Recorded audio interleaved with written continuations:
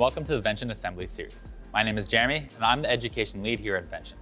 In this video, we'll be taking a look at our Rotary Actuator. This includes its basic setup, as well as the compatible hardware.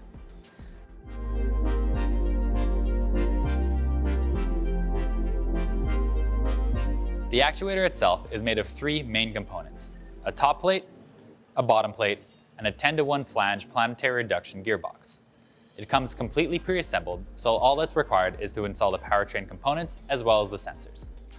If you flip the actuator over, you'll see that there is a removable sensor mount as well as two adjustable sensor triggers. Both our standard and flush inductive proximity sensors can be mounted here. Since the actuator is fully enclosed, it does not require any maintenance at all, nor greasing. Now we'll take a look at the compatible hardware.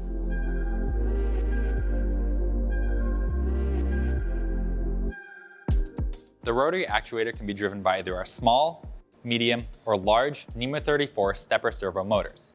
Where the situation requires, a power-off brake may also be mounted between the actuator and the motor as well. And finally, if you're looking to drive the actuator manually, the lockable handle is also an option.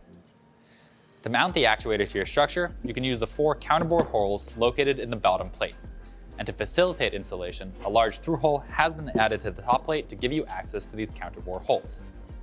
And with that, we've covered the basics of the rotary actuator. Thank you for watching this assembly video, and please do check out the rest of the ones in the series.